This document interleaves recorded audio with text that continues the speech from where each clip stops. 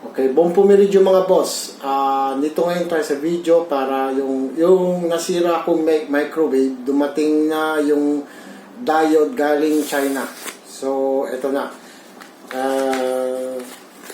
Mga siguro 2 to 3 weeks ako naghintay para sa pyesa. Pero, esperamos sana sulit. Okay, bu-order po ako ng maraming piece. Ayan po. Siguro 20 piece ang in-order ko.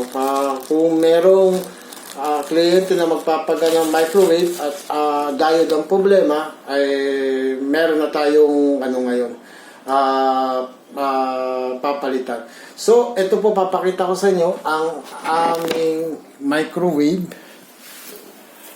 Ang problema niya nasindi pero hindi siya umiinit.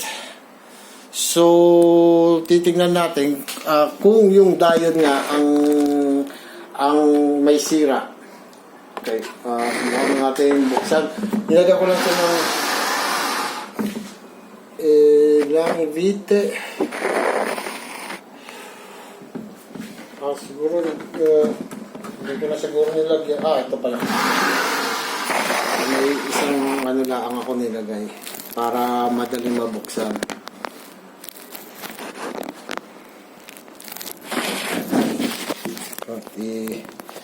Pakita ko sa inyo. Ito.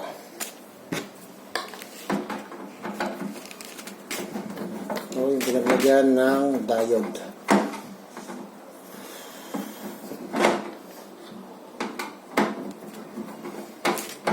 Okay. Ngayon natin dito. Okay.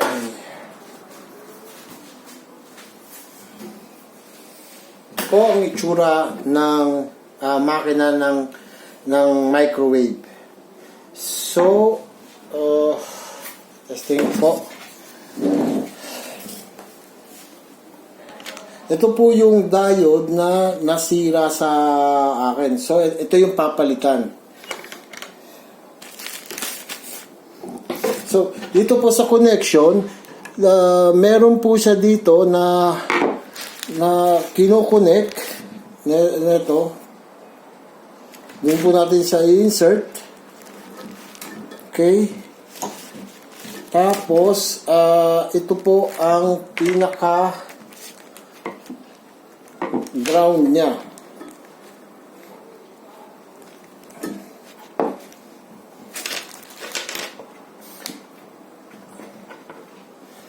So, ang gagawin natin ay ano natin siya.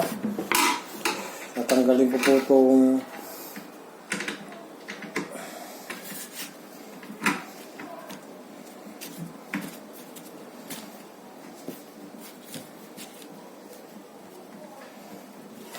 po.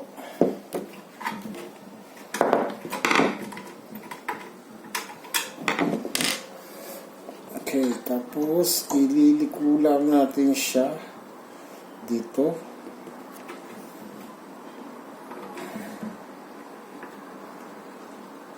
Okay, para magkaroon siya ng ground.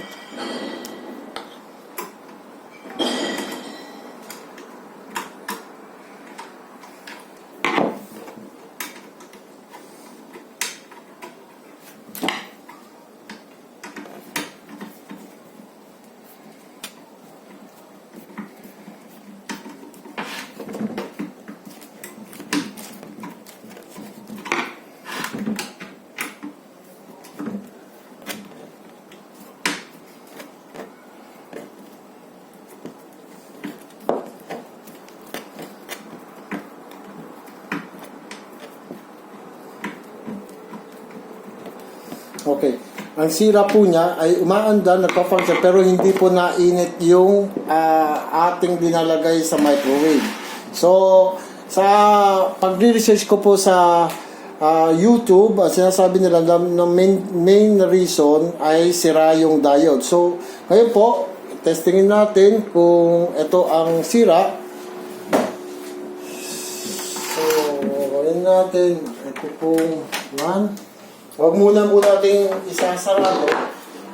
Subukan natin na test muna siya. Tapos saka natin siya ilak. Okay, lagi niyang titignan na nasa 0 yung bago niya isaksak. So, kukuha ako ng... Totoo lang po, kararating ko lang. At ako po ay gutom na gutom na. Tetestingin ko po, ako ay naggisa ng gulay kagabi. So, tetestingin ko yung aking ulam, kakainin ngayon.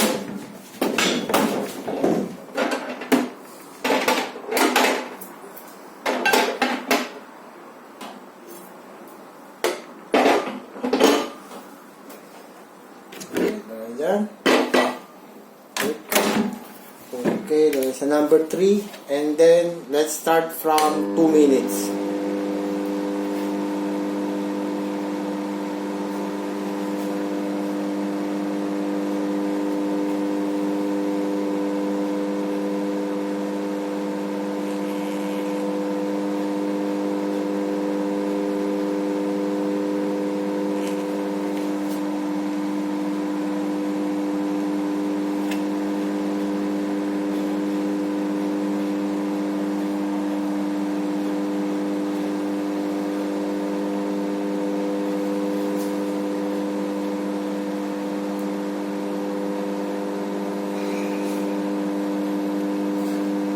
So, kung kayo po kung ilalagay niyo po, hihintayin niyo po siya matapos para hindi masira ang inyong timer.